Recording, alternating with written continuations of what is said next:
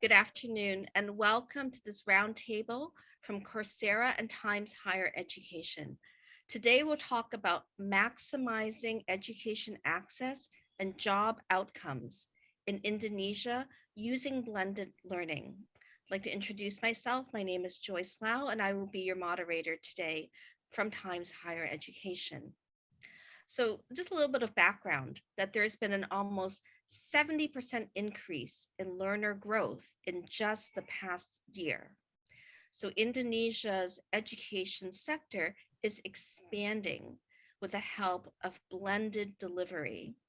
So there are a lot of different terms we use for this combination of online and in-person learning. We can call it hybrid, polysynchronous, or high flex, whatever you want to call it. This is sort of the new normal as we move past COVID-19. However, we all know that there are challenges. For example, disproportionate access to education, digital divide, difficulty engaging students, maybe funding shortfalls, maybe needs for staff development. So what we're doing today is we've brought all of you together, and thank you so much for being here, so we can hear from leaders from academia and from industry about how to exchange knowledge and exchange best practice to address these issues. So first, I would just like to introduce our speaker from Coursera, Aklavia Bave. You want to just wave your hand and say hello? Hi, Joyce. Thank you. Welcome very much. And so we're going to just start off with a really quick sort of question. It's like a mini poll, and we would love to hear what you think. What do you think, in your opinion, is the top benefit or the most attractive benefit of blended learning? Any of the professors, please feel free to raise your hand and let us know what you think is one of the good points of blended learning.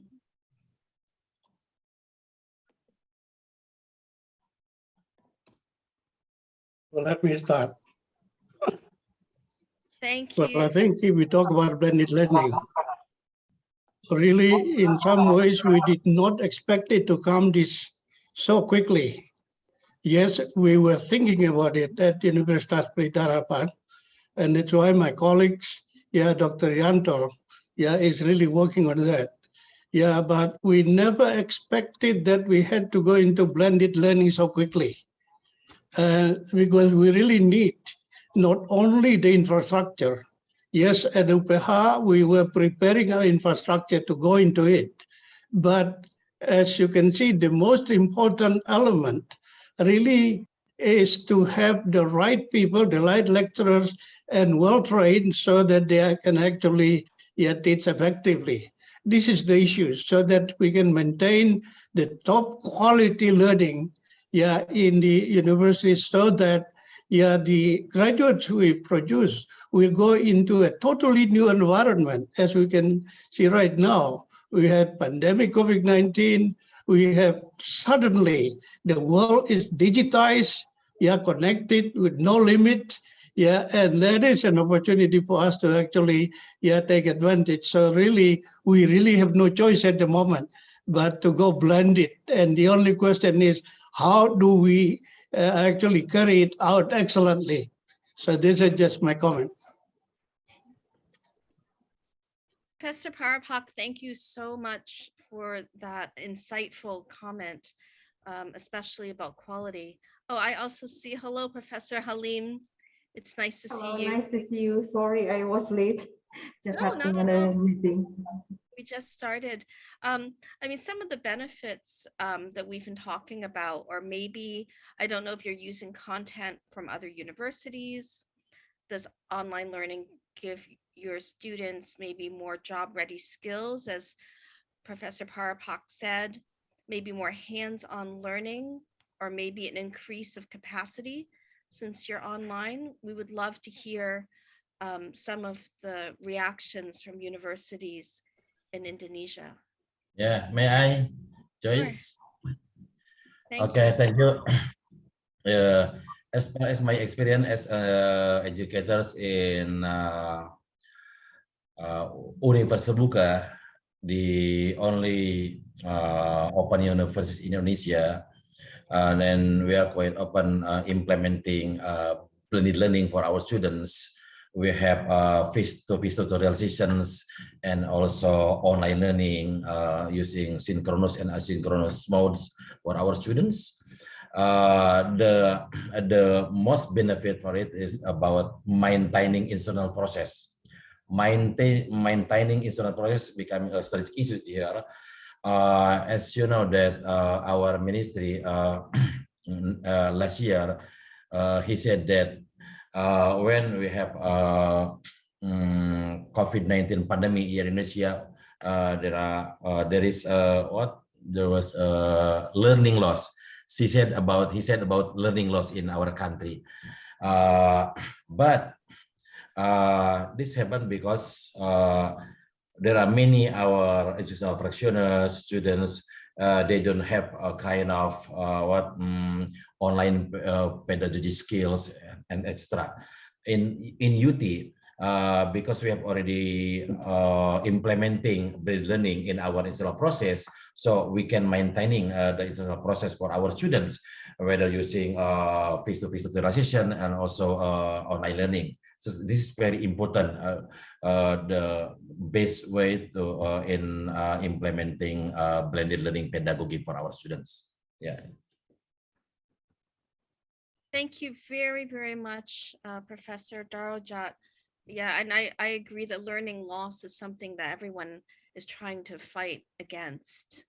I see a hand from Professor Abdul Haris. Okay, thank you very much, Joyce, for your invitation to join in this discussion. I think it's very interesting topic for discussing about the maximizing education access and job outcome in Indonesia with blended learning. I think when we take a look at the problem, how we perform the blended learning, actually, we already identified some challenge. For example, we can divide into two terms. First, before the COVID-19 pandemic and also during the COVID-19 pandemic. For example, here in our case, at Universitas Indonesia, before the COVID-19 pandemic, most of the faculty member, I think, less consider what we call the blended learning in teaching and learning as essential in the teaching learning process.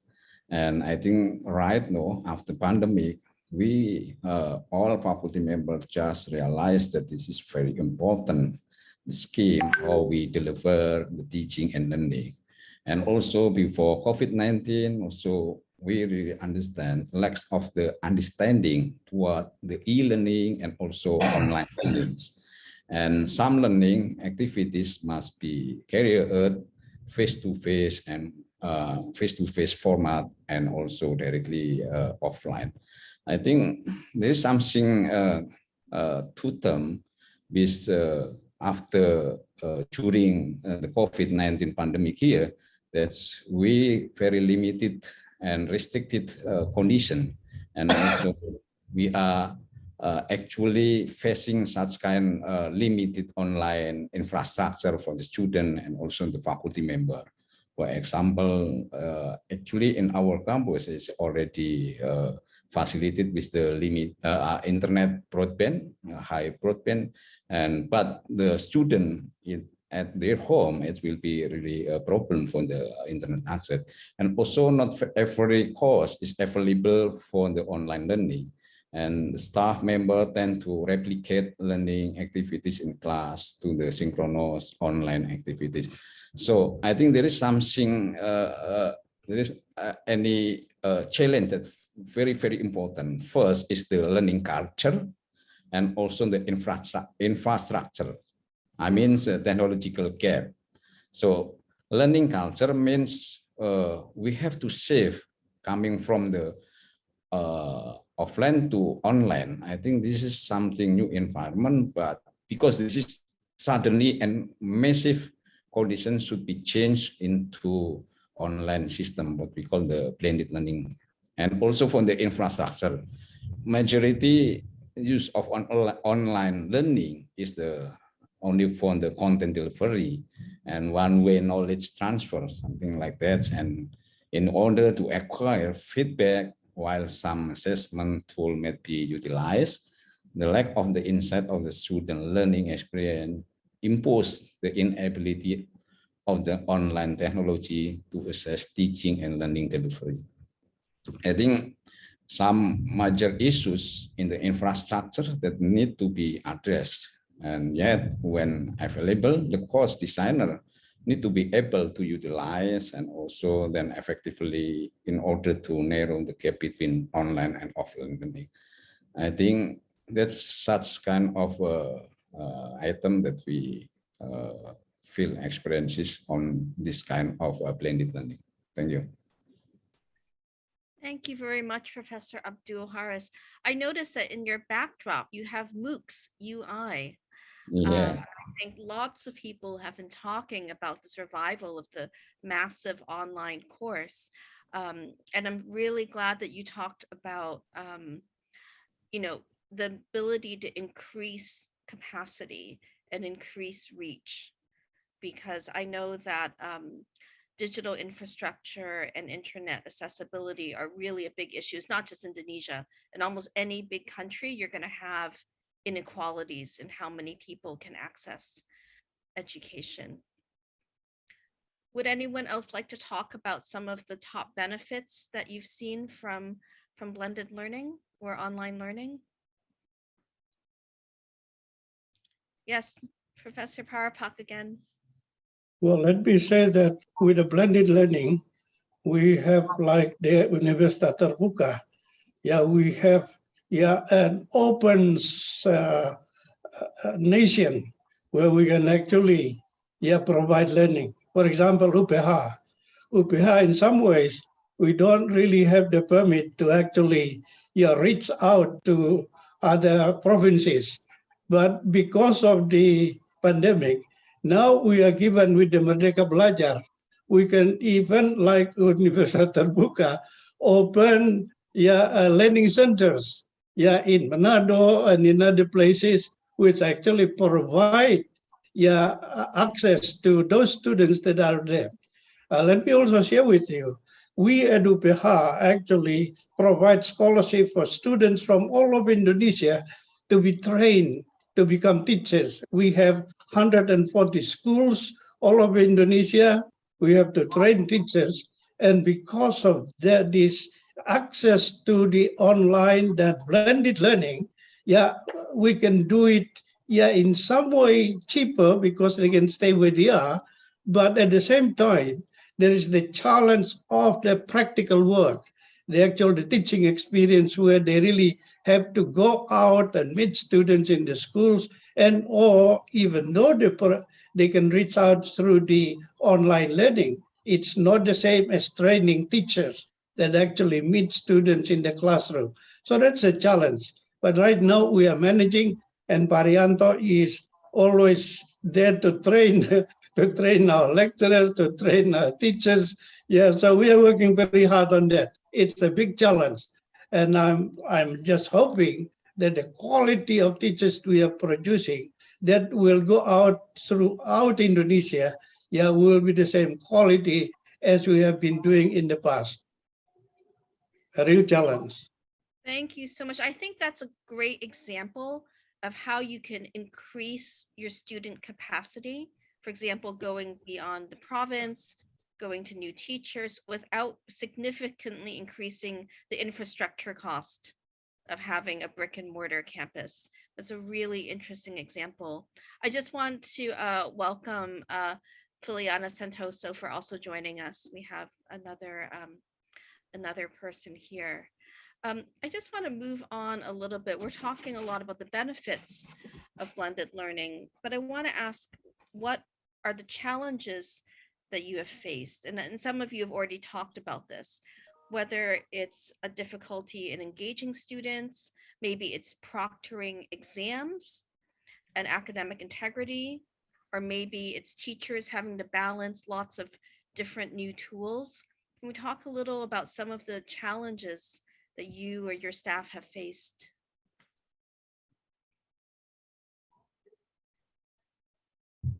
Please.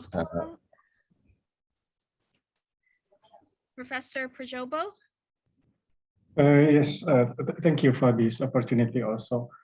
I think one of the biggest challenge for us, I think, because of the definitions of the blended learning, because it refers to a lot of flexibility.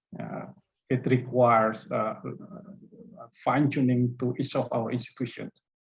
So let's say in terms of course development, we have to train our lecturer to develop many activities which will not bore the students. Learning becomes real interactions and engaging.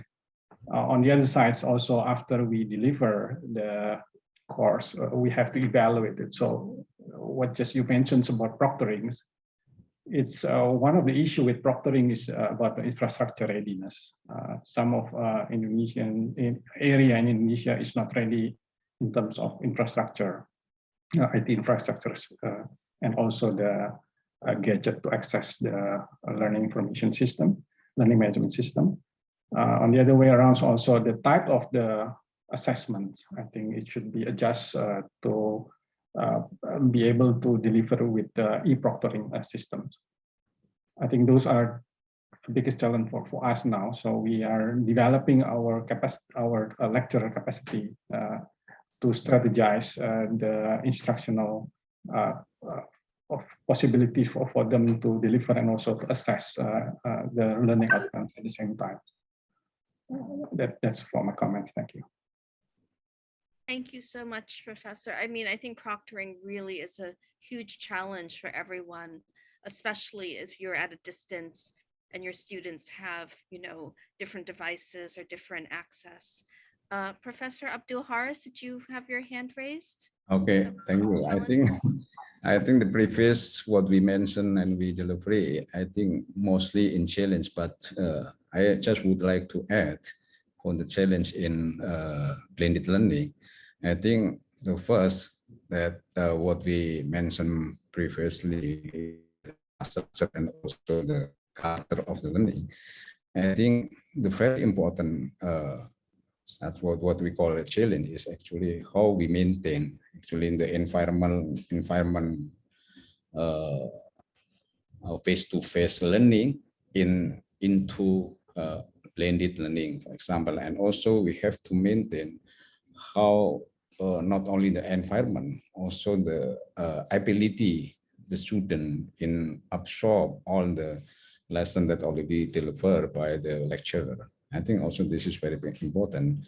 And another one is also actually, for example, in the admission examination, admission selection, for example, also in the online examination. I think there is many challenges based on our experience. For example, when we perform admission selection, because we have to handle more than 70,000 the applicant, and also this is directly in the same time. This is very challenging. First, we have to have best infrastructure. For example, from the bandwidth, also our server, and also in IT infrastructure, and also how we, to detect probably for coming from the cheating from the applicant and so on.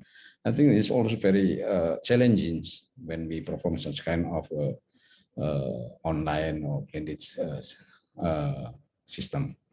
I think probably we here, Pak Asta, also person in charge in UI who really working on the learning system, also performing what we call the independent learning. Pak Asra, probably you can add more. Yes, thank you. Thank you, Prof. Haris. So I just want to add some additional, let's say, challenges regarding to blended learning, especially when we consider that blended learning is a mix between online, which has different character compared to the offline modes. So in online modes, mostly the students are self-engaged, self-paced learning. We cannot actually have a let's say, a way to make sure that each of them can achieve the intended objectives or targets during a certain period of time. So that would be quite a challenge for the lecturer to be able to synchronize, or to be able to have a synchronized timing of learning, or because it is not synchronized, it's self-paced, so that you have every student have their own pace, and those who are early achievers, they can be very fast in achieving whatever required objectives in the class. But there are also some which have lack of progress. And that is a big challenge for a lecturer, because we cannot, let's say, identify such conditions during the process, during this online process. Even if we know or identify, we do not have the luxury to be able to interfere.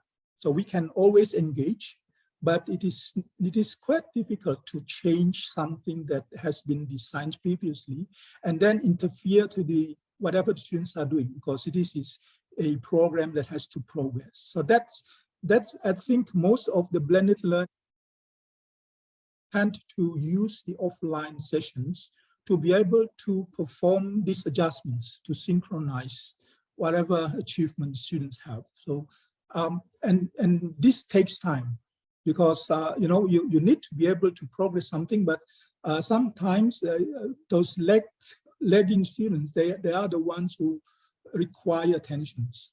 And if you do it during the synchronous sessions, during these offline sessions or synchronous sessions, then you will use a lot of time just to catch up.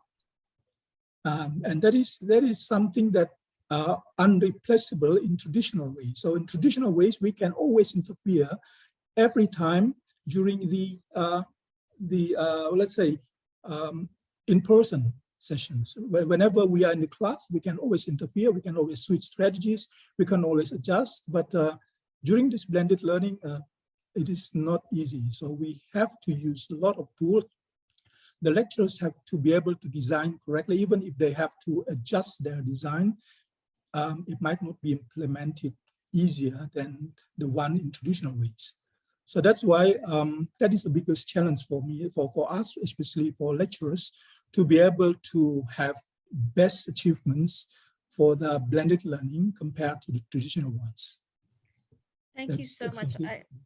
I think that's absolutely a point that we haven't covered yet, Dr. Ekadianto, which is that, of course, students learn at different paces. Yeah. And if they're all online, some will learn faster, some learn slower. I'd like to turn to Aklavia to ask a little bit about what Coursera might do to help universities overcome some of these challenges, because we've heard a lot, from admissions to exams to helping students who are behind, to just basic infrastructure. Aklavia, do you have some comments? Yeah, absolutely, Joyce. And a privilege to be part of this panel. And I was just engrossed for last 20-25 minutes listening to some of the comments. And very rightly said, right? If you look at 2020 and before that, very handful of the universities globally were doing online learning. And last 2 years, almost everybody is online. But the difference is people who were before COVID online, they were prepared for it. But the universities in the last 2 years who have come online, they were almost forced to come to online without much preparation. I think that's the biggest thing. Gladly, in the last 1.5 to 2 years, a lot of universities have taken small steps to come towards that. But I think one of the points that was mentioned all across is the quality of content and the courses that matters the most.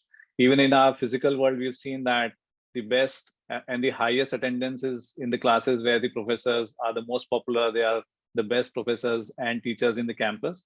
And same goes with online learning. If the content is very high quality, if it is in a very, very engaging way, the students definitely want to learn more on the platform.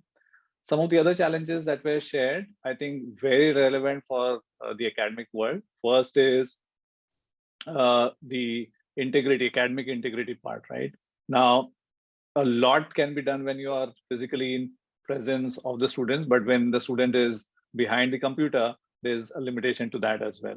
At least on some of the things that Coursera has done is plagiarism detection tools are in place, things like Turnitin, which some of you might be aware of, those can be integrated on the platform. And then online proctoring and some of the other tools are also coming in. So that's one. Second, in terms of creating an engaging content, what we've done is looked at two things. One is all the content that comes on Coursera is from the top universities. So obviously the quality of content and courses is very high. But I think the other two important factors is, as mentioned earlier, is the assessment part. If you tell me as a student that here is a course which is 5 hours long, I just have to see it like a video that I am seeing, I won't be able to, one, pay attention to what is being said. And second, I'll not learn anything, which is the right outcome of any course, right? That the student should learn something. So on Coursera, the courses are divided into small chunks. So it could be a short video, 10-minute video, followed by a reading assignment, followed by a presentation, followed by short quizzes. So that's one. And all the courses come with their own assessments, which is very, very important, both as a learner, because I need to know what I'm learning, but also as a faculty member to look at what their students are doing and what kind of grades they are getting. The second thing that we have also done is given the power of creating assessments and courses to the faculty members as well. So today, if any one of you who's on Coursera for campus, you can create your own short courses, own assessments, own projects for the subjects that you are teaching. And you can blend it with the courses which are already there on the platform. So you can take a course from Duke University, let the students learn on that, and you can create your own assessments along with the assessments which are already there on the platform. So these are smaller things on the assessment. And one of the other points that Parkasta made on synchronization, very, very important. So what we have seen, the universities that leverage Coursera for campus is for the semesters, the professor might say, these are the topics that we would cover in this semester. So from 1st of January to 30th of January, this is one course that you should be taking on platform.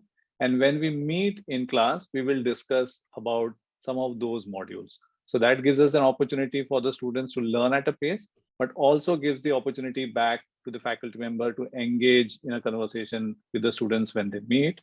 But also outside of the class, they can also see what is happening with their cohort of learners. So if there are 50 students, they can see which student has covered what portion of the content, what is their performance on the grades, so that they are also able to look at what is the progress and also nudge the students. So if a student hasn't done anything, if the expectation was to complete 50% of the course, if they're still at 10%, they can just nudge them from the platform as a reminder. So these are some of the things, the way the universities are leveraging the platform. Thank you very much for discussing how universities can use that platform. And I think one thing that you brought up is the short courses, which brings us to our next point, which is that traditionally, universities or higher education is organized by discipline. You have a faculty, you have a major, but today's jobs are organized by skills. And that's what employers are looking for. So I'd like to ask a little bit about how your universities prepare students for, as someone said earlier, a markedly different job market post-COVID, which is much more digital, much more skills-based. Professor Darajat, I saw your hand up earlier, and I'm sorry, I didn't call on you. Do you have something to say a little bit about how to prepare students for this future?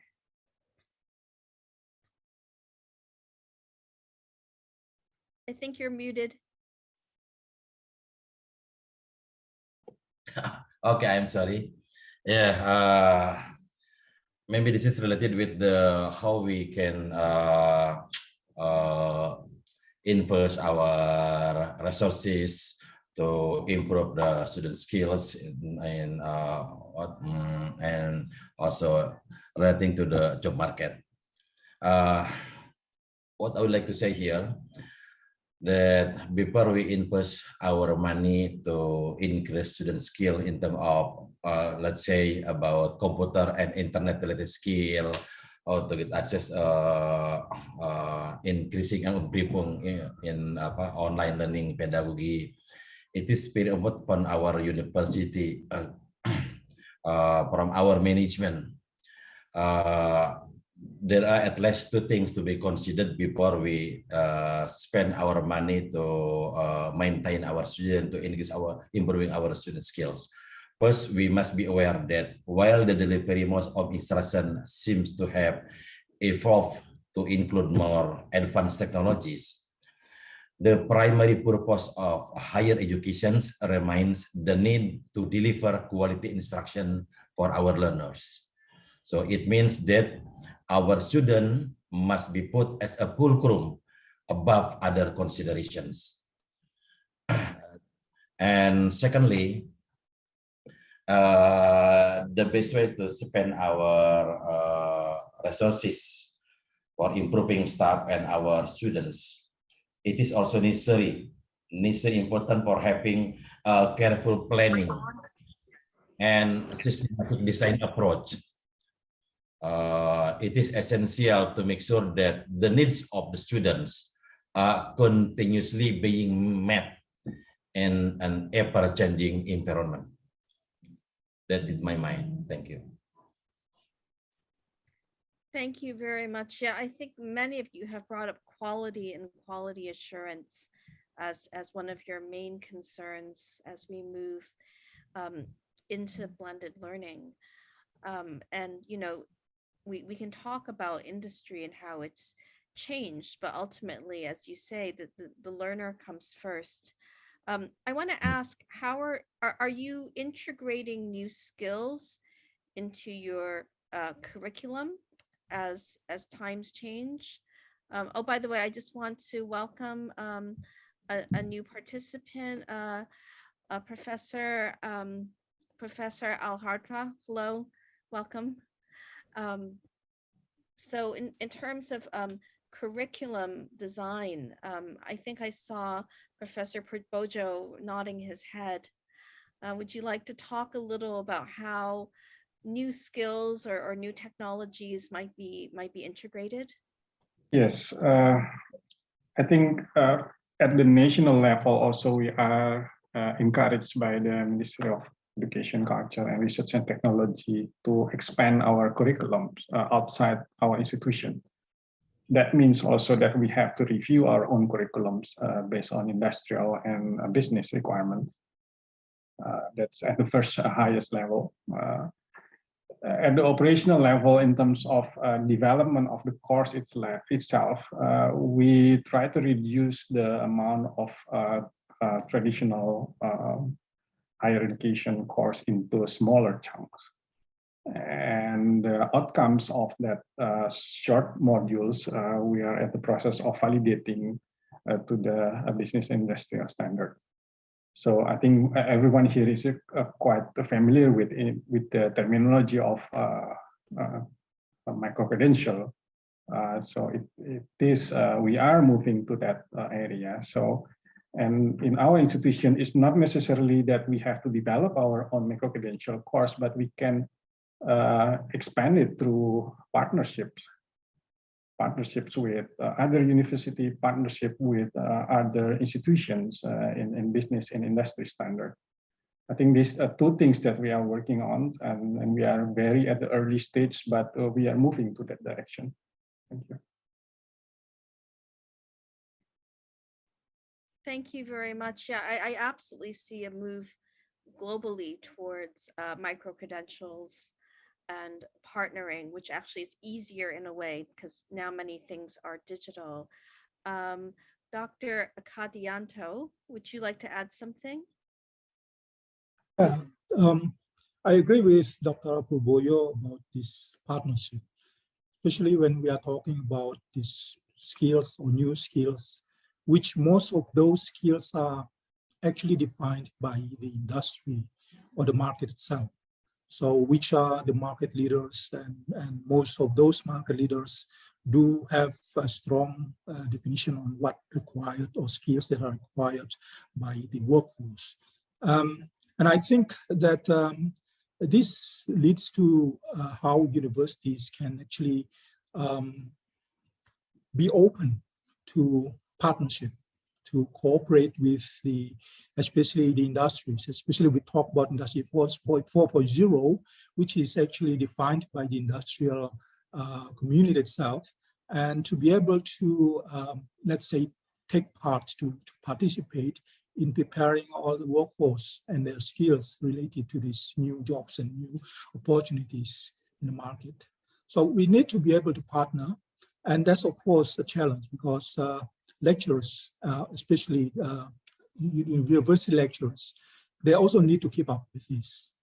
And for that, I think the most important thing now is actually we have to be able to have a good environment where the learning process itself should be collaborative. This means that not only the students, but actually the lecturers who will facilitate the learning process itself should be part of this learning environment where we can learn collaboratively. So that we cannot say that there should be an instructional delivery process in this learning environment. But each of us should explore and then share and to collaborate on the achievements in learning. And that is how the new skills are being acquired. It's not easy to be able to let's say, have somebody available as a main source of information to deliver some knowledge or some skills that are needed.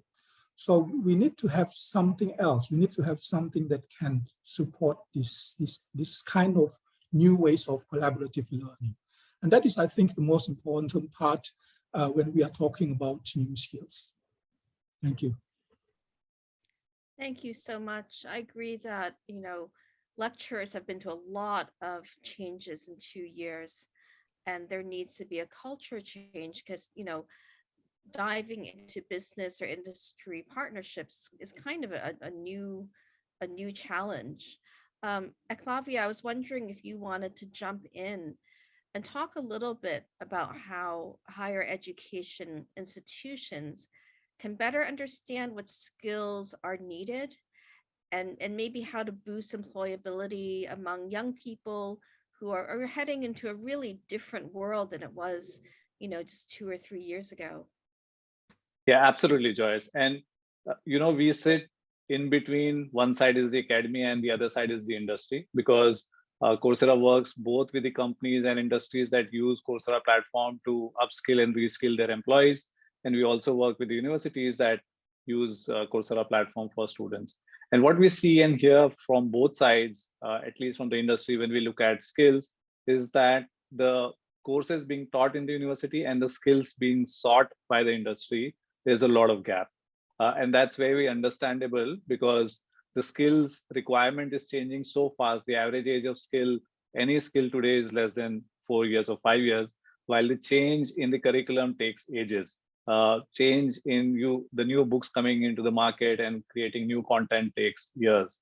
So that's the speed at which the change is happening is really, really fast. And when we talk to the companies, they feel that almost 50% of the students, while they may be A graders, they may have best of the degrees, but they don't have the right skills. And companies spend, again, a lot of money, time, and effort to train those employees so that they become more functional in the roles for which they were selected. So I think there's a big mismatch. And what we've done on the platform is, since we work very, very closely with the industries, we've created easy way for the students to, one, look at their own curriculum, so that obviously when they start building the skills, they should not forget what is the first thing as part of the student is to follow the curriculum, but also look at something which is more from the employability perspective. So we have created 300 plus skill sets or profiles or job roles, if you may want to call it, to simplify. So if I want to become a digital marketer, what are the skills needed to become a digital marketer? And what is the proficiency level of those skills needed? And to acquire those skills, what is the course that I need to do? So for example, when people think about data science, they just think about maybe machine learning as an example. But a lot of times they don't know that statistics is important, mathematics is important because they're the bedrocks. But we've seen that students start with mathematics and statistics, but they're not as good as in statistical programming, which is again, very, very important factor. So it's easy for the universities and the students to look at those 300 plus skill profiles, enroll, and it is very, very intuitive. As a student takes the course, as the student does the assessment on the platform, they are able to know whether they are moving in the right direction to build those skills.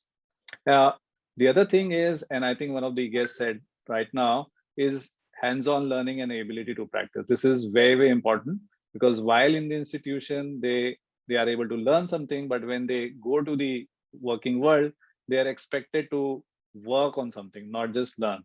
And especially if you're learning a technical skill, if you want to learn about data visualization, if you're learning about Tableau, a lot of students find it difficult because they don't have the access to the tool or the software. So what we've done is created guided projects on the platform.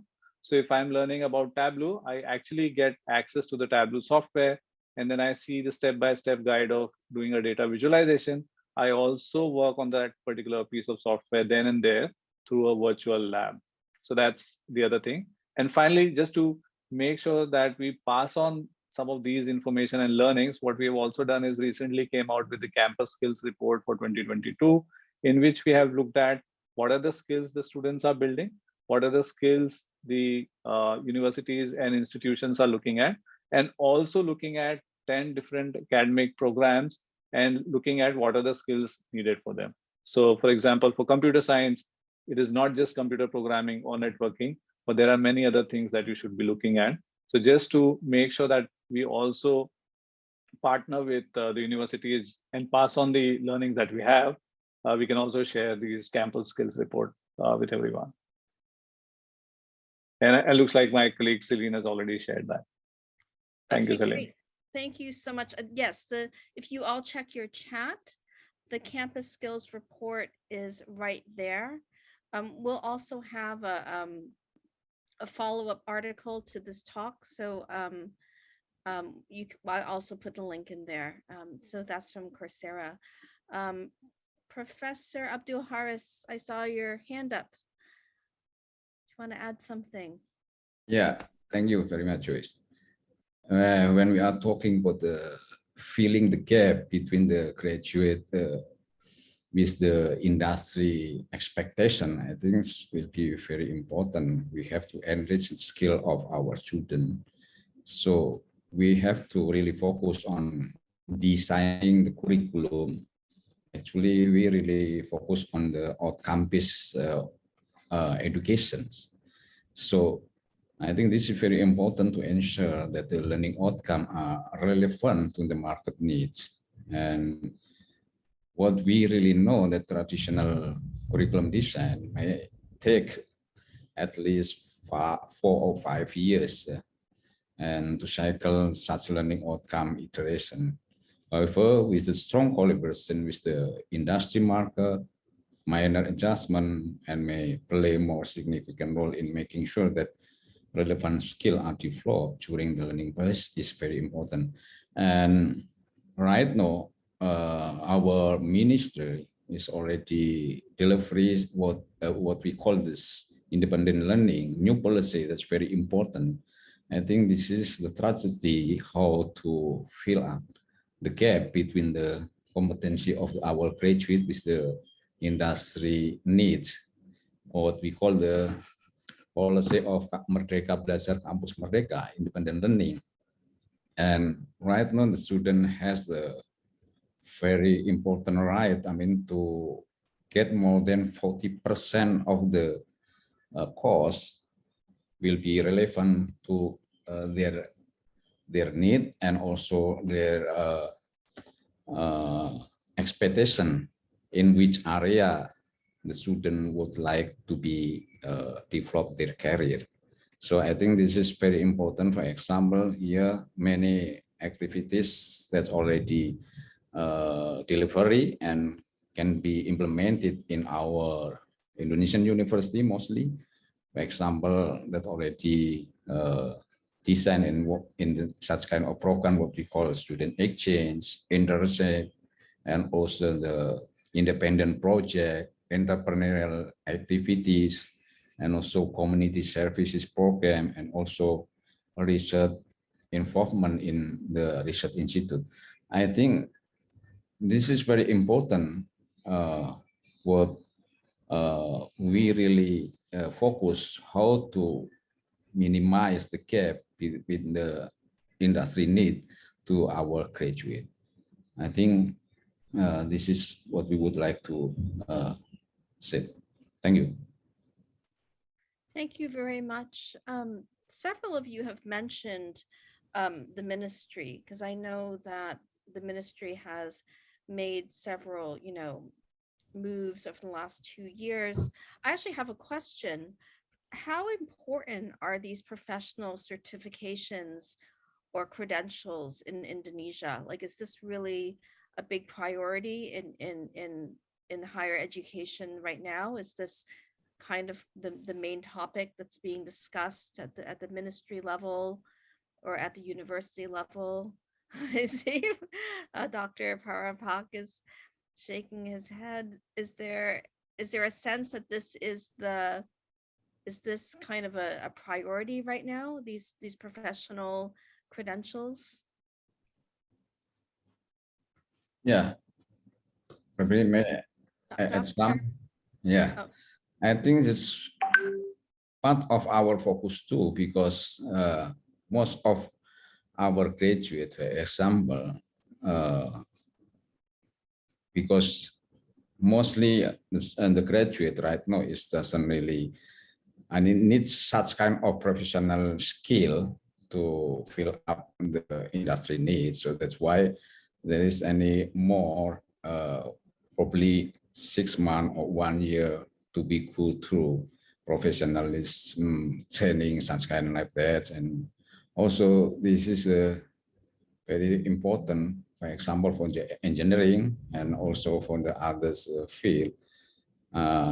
This very important how to enrich the competency of our graduate to be relevant to the industry. So that's why the collaboration with the industry is very important in designing the curriculum. So I think probably there's any experiences in our faculty of engineering. Astra probably would like to add. Yeah, actually the certificates, especially we can call it a certificate of competency or industrial certificate, are game changers for fresh graduates to be able to, let's say, compete in the market where you have very harsh competition with others. Certifications are one of the game changer that puts the eyes of the employers to have a focus on you as a fresh graduate to have more preference than the others. And I think that is one important thing, and we learn graduates that way when they go to the market.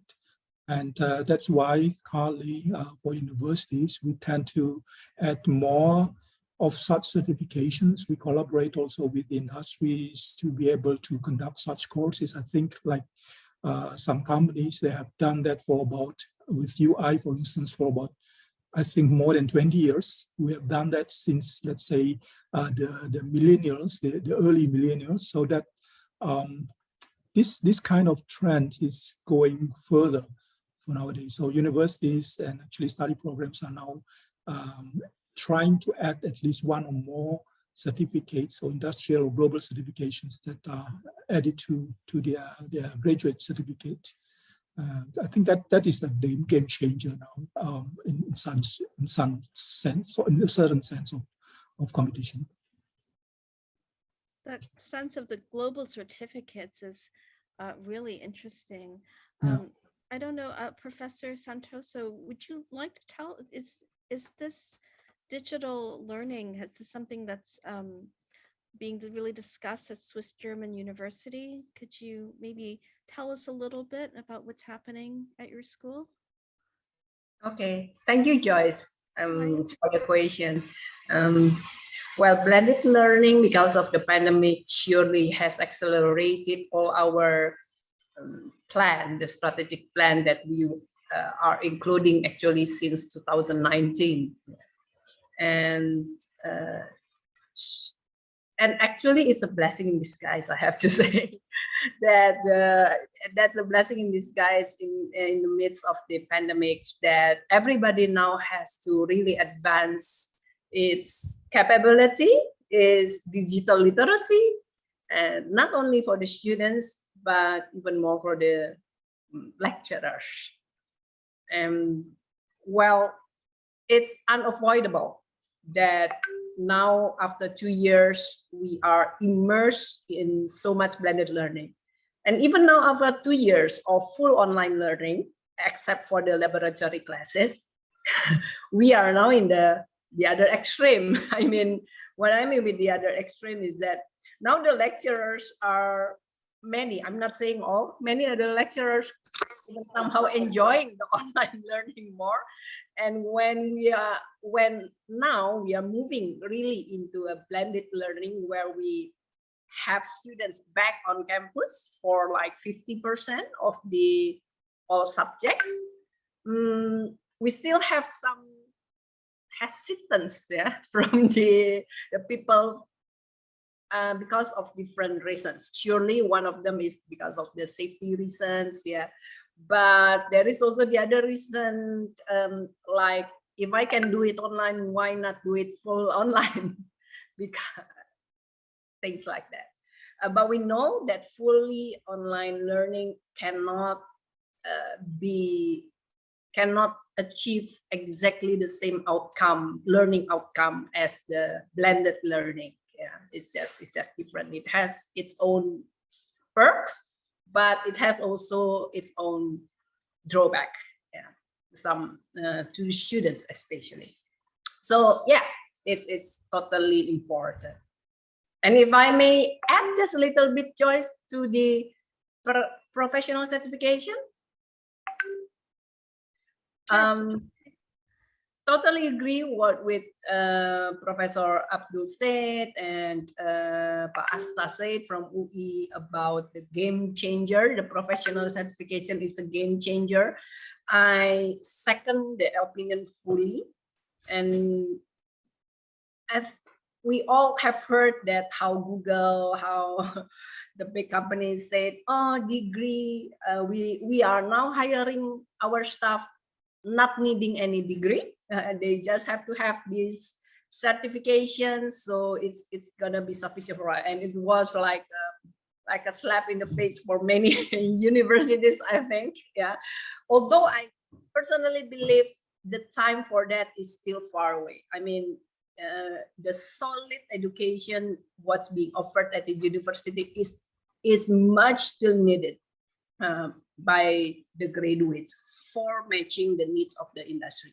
But the certification, the professional certification, in order to minimize the gap between what we teach at the university and the what is needed in the workplace, is definitely, like Bapak Asta said, a game changer. It highlights your CV, it highlights your bond, it's change your the personality of the graduates because they have already that kind of knowledge.